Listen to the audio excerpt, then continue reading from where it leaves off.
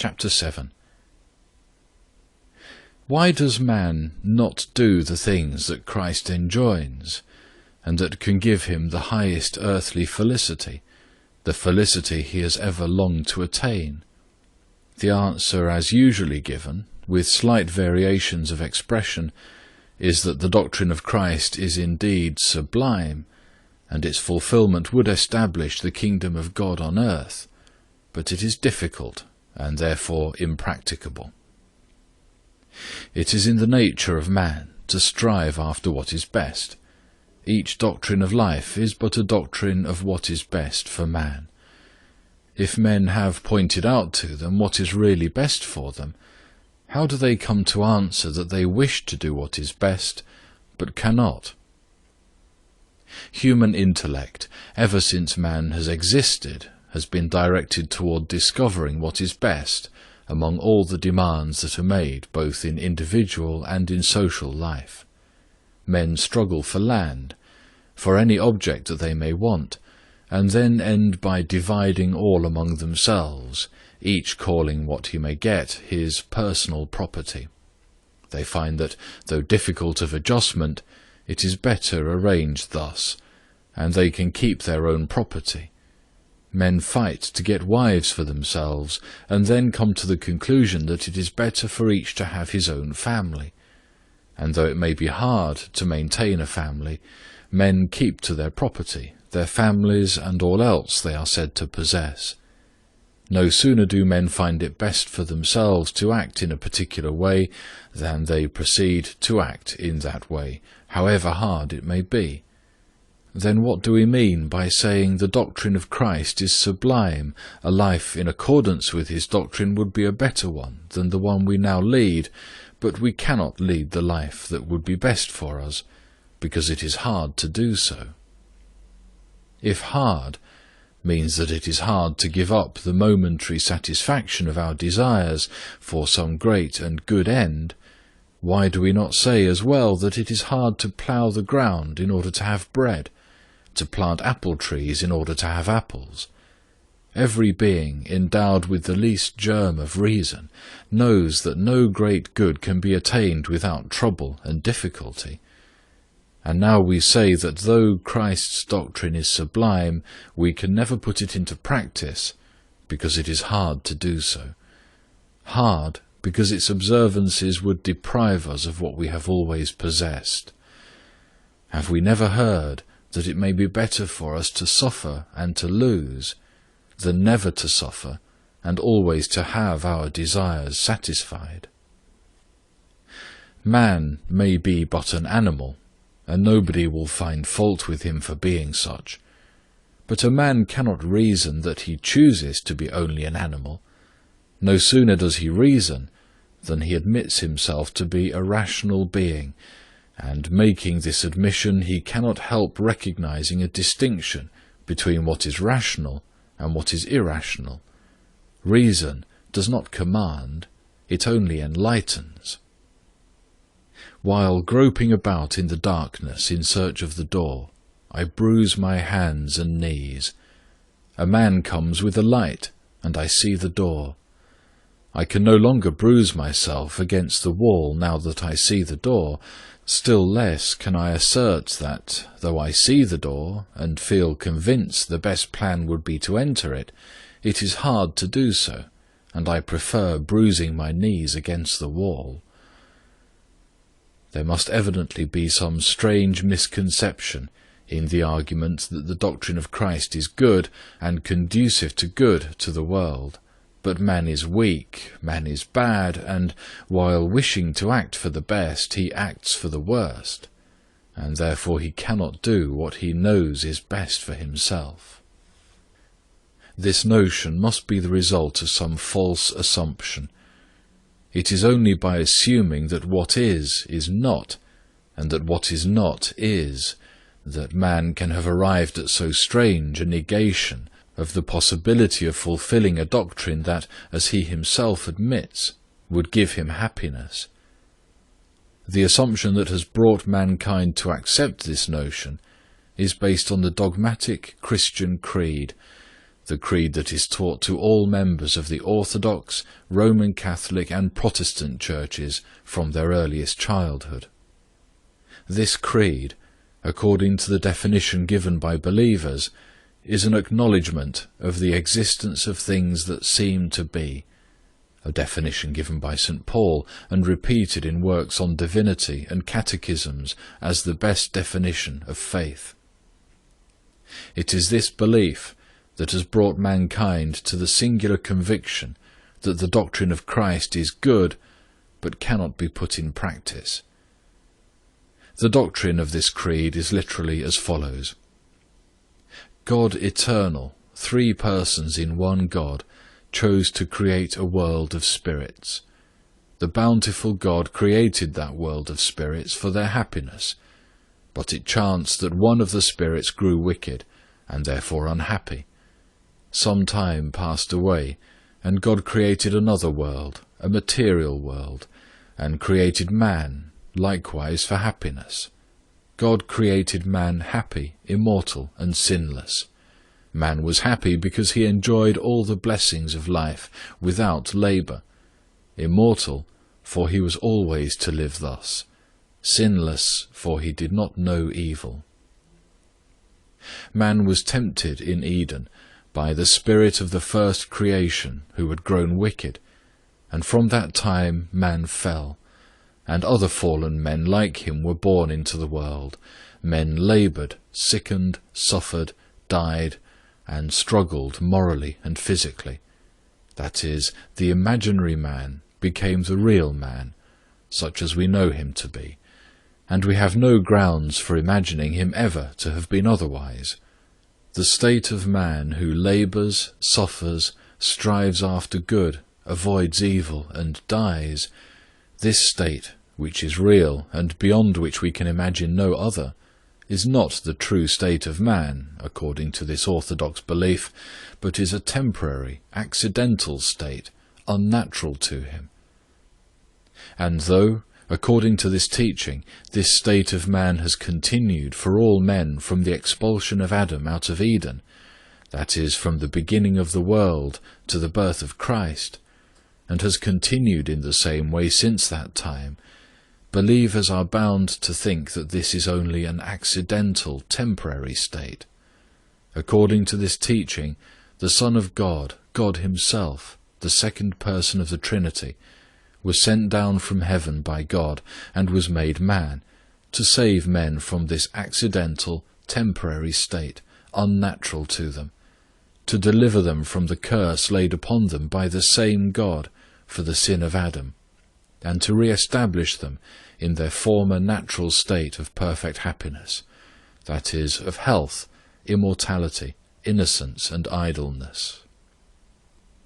According to this teaching, again, the second person of the Trinity redeemed the sin of Adam by the fact that men crucified him, and thus put an end to the unnatural state of man, which has lasted from the beginning of the world. And from that time, man believed in Christ, and became again such as he was before the fall, immortal, healthy, sinless, and idle. The orthodox teaching does not dwell at any length upon the consequent results of the redemption, according to which, after the death of Christ, the earth should have begun to yield up her fruits to believers without labour, sickness should have ceased, and mothers should have given birth to their offspring without suffering. For, however great their faith is, it is difficult to instil into those who find labour hard and sickness painful, that labour is not hard and suffering is not painful. Great stress, however, is laid on that part of the teaching that says that death and sin are no more. It is confidently asserted that the dead live, and as the dead cannot possibly tell us whether they are dead or alive, any more than a stone can tell whether it can speak or not, this absence of all denial is taken as a proof of the assertion that those who are dead are not dead. And, with yet greater solemnity and assurance, It is asserted that, after the coming of Christ on earth, man is delivered from sin by his faith in him. That is, that man has no need of reason to enlighten his path in life, and has no need to strive after what is best for himself. He only has to believe that Christ redeemed him from sin to become sinless, that is, perfectly good. Thus, according to this doctrine, men must think their intellect impotent, and that therefore they are sinless, that is, they cannot err. The true believer must fancy that ever since Christ came into the world, the earth yields fruit without labour, that children are brought into the world without suffering, that there is no sickness, no death, no sin, that is, no errors. He must imagine that what is not is, and what is not. Such is the teaching of our strictly logical theory of theology. This teaching seems innocent in itself, but a deviation from truth can never be innocent. It entails consequences, more or less important, according to the importance of the subject of the untruth. In this case, the subject of the untruth is the whole life of man. This teaching calls an individual blissful, sinless, and eternal life the true life, that is, a life that nobody has ever seen and that does not exist. And the life that is, the only one we know, which we lead, and which mankind has ever led, is, according to this teaching, a fallen, wicked life. The struggle between the intellectual and animal nature of man, which lies in the soul of each, and is the substance of the life of each man, is entirely set aside. The struggle is made to refer to what befell Adam at the creation of the world, and the question, "Am I to eat the apples that tempt me?" according to this teaching, no longer applies to man. Adam solved the question in the negative, once and forever, in the garden. Adam sinned, that is, Adam erred, and we all fell irrevocably, and all our endeavours to live rationally are useless and even godless. I am irrevocably bad, and I must know it. My salvation does not lie in the fact that I can order my life by my reason, and having learned to know good from evil, do what is best. No, Adam sinned once for all, and Christ has, once and forever, set the evil right, and all that is left for me to do is to mourn over the fall of Adam, and rejoice in my salvation through Christ. According to this teaching, not only are the loves of good and truth, which are innate in man, his endeavours to enlighten by his reason the various phenomena of life, and his spiritual life, deemed unimportant, but they are all vainglory and pride. Our life here on earth, with all its joys, with all its charms, with all its struggles between light and darkness, the lives of all those who lived before, my own life with its inward struggles and consequent victories of reason, is not the true life, but a hopelessly spoiled, fallen life. The true life, the sinless life, according to this teaching, lies only in faith, that is, in fancy, in madness. Let a man but set aside the teaching he has imbibed from his childhood, let him transfer himself in thought into a new man, not brought up in that doctrine, and then let him imagine in what light this teaching would appear to him. Would he not deem it complete insanity?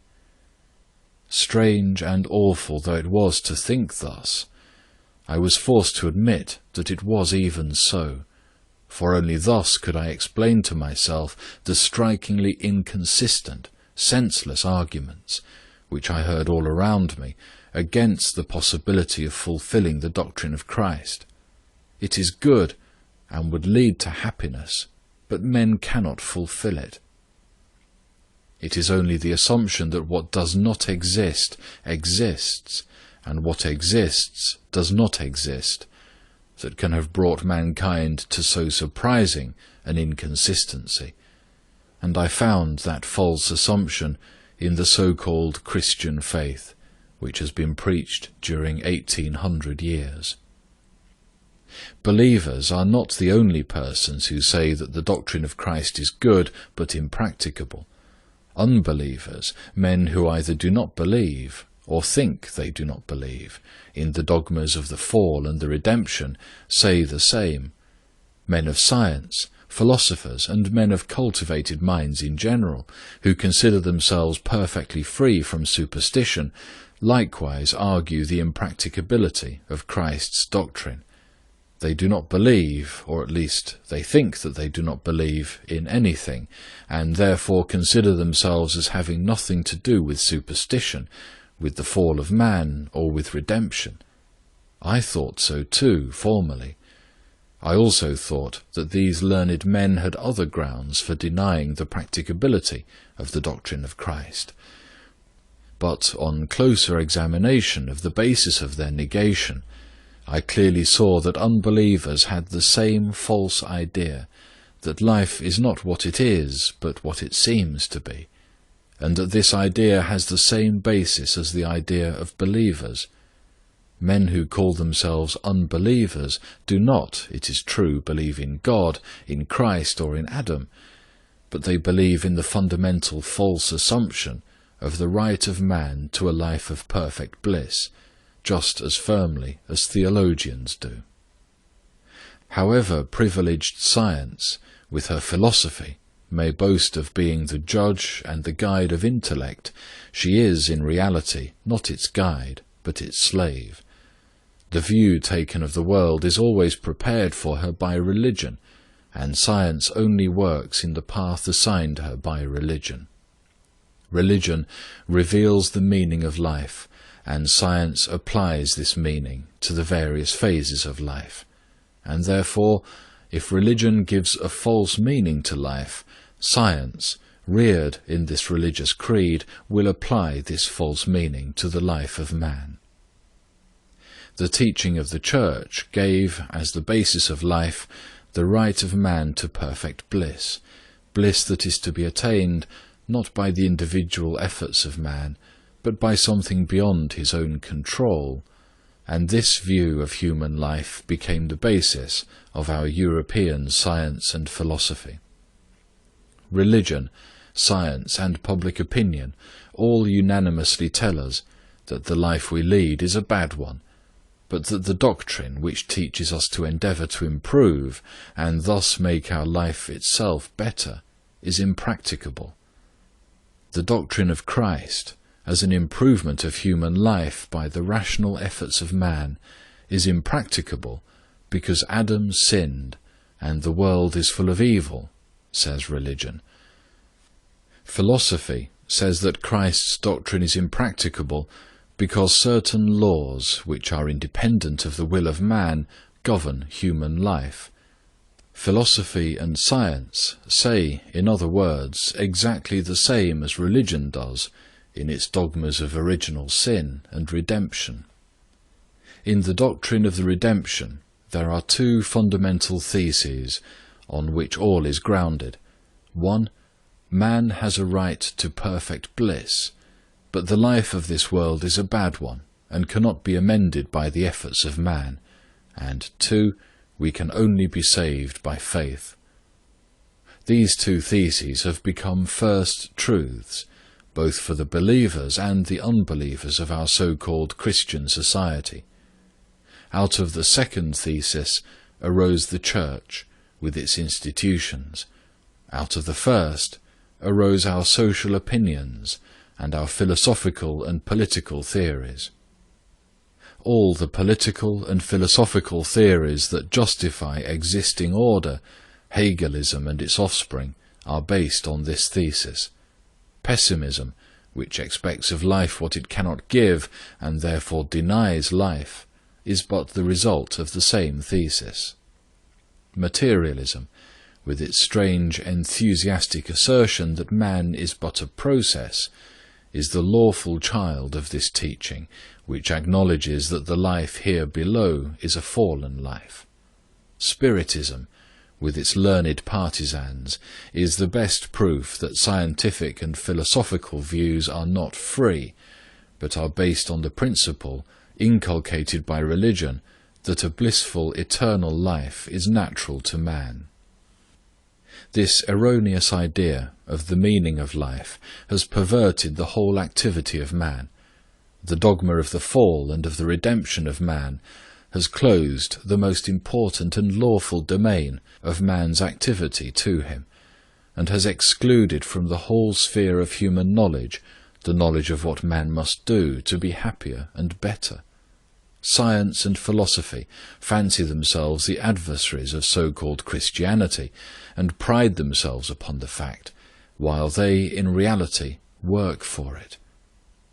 Science and philosophy address everything except the one important point: how man is to improve his condition and lead a better life.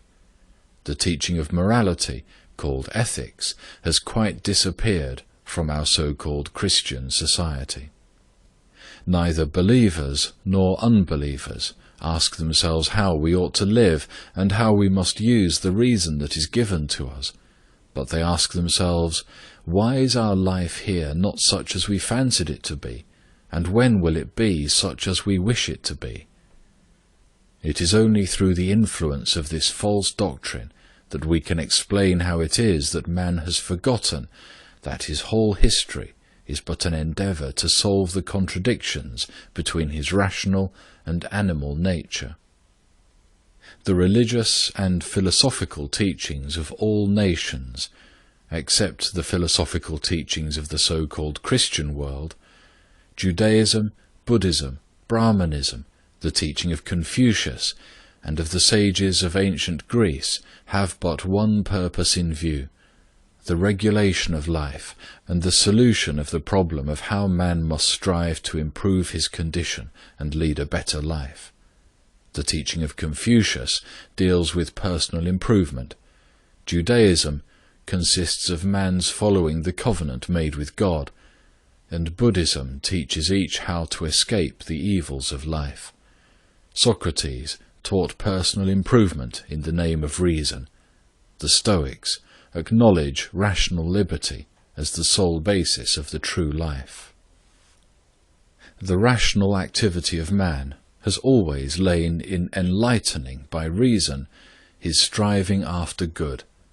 Free will, says philosophy, is an illusion, and it prides itself on the audacity of the assertion. But free will is not only an illusion, it is a word that has really no meaning. It is a word invented by theologians and legislators, and to try to disprove its existence is but wrestling with a windmill.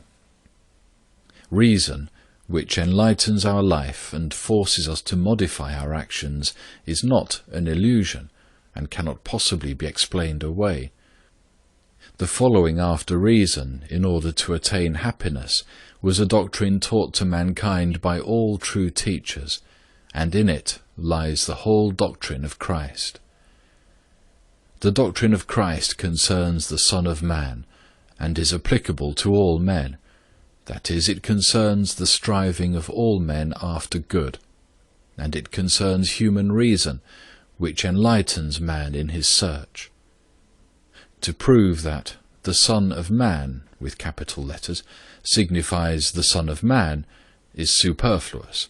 In order to consider the words the Son of Man as having any other meaning, it would be necessary to prove that Christ purposely used words that have another meaning to express what he wished to say.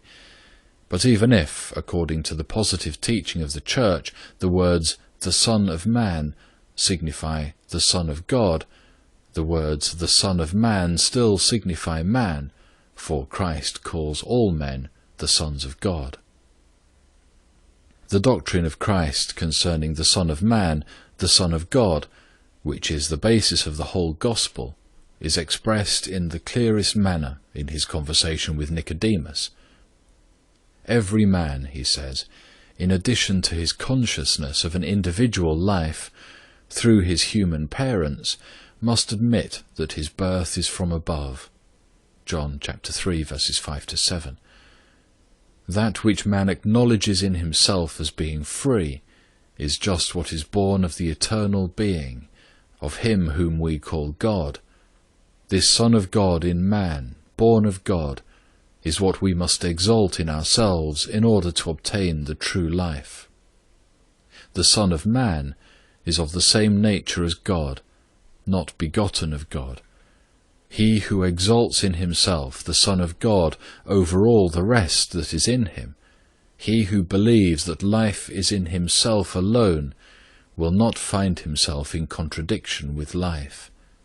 The contradiction only results from men not believing in the light that is in them, the light of which John the Evangelist speaks when he says, "In him is life, and the life is the light of men." Christ teaches us to exalt above all else the Son of Man, who is the Son of God and the light of men. He says, "When you lift up the Son of Man, you will know that I do not speak of myself." John 8, verse 28. The Hebrews do not understand his words, and they ask, "The Son of Man must be lifted up. Who is this Son of Man?" John 12, verse 34. He answers thus, John 12, verse 35, "Yet a little while is the light in you. Walk while you have the light, lest darkness come upon you. For he who walks in darkness does not know where he goes." On being questioned what the words, "lift up the Son of Man," signify, Christ answers, "To live according to the light that is in man." The Son of Man, according to the answer given by Christ, is the light in which man must walk while the light is in them. Luke 11, verse 35, "Take heed that the light that is in you is not darkness." Matthew 6, verse 23, "If the light that is in you is darkness, how great is the darkness?" Christ speaks thus to all men. Both before Christ and after him, men have said the same, that there lives in man a divine light, sent down from heaven, and that light is reason, and each must follow that light alone, seeking for good by its aid alone. This has been said by the Brahmin teachers, by the Hebrew prophets, by Confucius, Socrates, Marcus Aurelius, Epictetus, and by all truly wise men who were not compilers of philosophical theories, but who sought the truth for their own good, and that of all men. And now, according to the dogma of the redemption, we find that it is altogether unnecessary to think or speak of that light in man. Believers say it is necessary to consider the nature of each person of the Trinity, and which of the sacraments must be observed, for the salvation of man will come not of his own efforts, but through the Trinity, and by a regular observance of the sacraments. We must consider, say unbelievers, by what laws the infinitesimal particle of substance moves in the endless expanse of endless time. But it is not necessary to consider what reason requires of man for his own good, because the improvement of his state will not proceed from his own efforts, but from the general laws that we shall discover.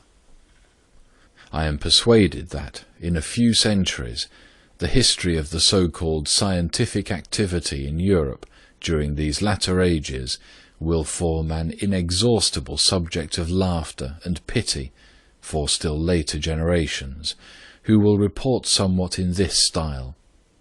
During several centuries, the learned men of the small western part of the great hemisphere were in a state of epidemic insanity, fancying that a life of eternal bliss was to be theirs, and were plunged in laborious studies of all kinds as to how and according to what laws that life was to begin for them, meanwhile doing nothing themselves and never thinking of improving themselves. And still more touching will this seem to the future historian when he finds that these men had a teacher who clearly and definitely explained to them what they were to do in order to be happier, but that the teacher's words were taken by some to mean that he would come in a cloud to set all right, while others said that the words of the teacher were perfect but impracticable, for human life was not such as they wished it to be, and was not worth caring about, that human intellect was to be directed toward a study of the laws of this life without any reference to the good of man. The Church says that the doctrine of Christ is impracticable, because life here is but a suggestion of the true life. It cannot be good, it is all evil. The best way to live this life is to despise it, and to live by faith, that is by fancy, in a future life of eternal bliss. Philosophy, science, and public opinion say that the doctrine of Christ is impracticable because the life of man does not depend on the light of reason, but on general laws, and that there is no need to enlighten life by our reason, or to seek to be guided by reason, for we must live as we can, firmly believing that, according to the laws of historical and sociological progress, after we have lived badly for a very long time, our life will grow very good of itself. Men come to a farm, and find all they want there, a house with all necessary utensils, barns full of corn, cellars full of all kinds of provisions. In the yard are implements of husbandry, tools, harnesses, horses, cows, and sheep. In a word, all that is necessary for living contentedly. Men crowd in and begin to use what they find, each mindful of himself alone, never thinking of leaving anything either for those who are with him in the house or for those who are to come after him. Each wishes to have all for himself. Each hastens to take as much as he can, and consequent destruction of everything ensues. All are struggling, fighting to possess the property themselves. Milk cows and unshorn sheep about to kid are killed for meat. The ovens are heated with benches and carts. The men fight for milk and for corn, and thus spill, spoil, and waste more than they use. Not one of them can eat a morsel in peace. Each is snarling at his neighbour. A stronger man comes, and takes possession of all, and he is despoiled in his turn. At last these men, all bruised and exhausted with fighting and hunger, leave the farm. The master again makes the farm ready, so that men may live there in peace. Again plenty fills the yard, and again passers-by come in, and the struggling and fighting are renewed.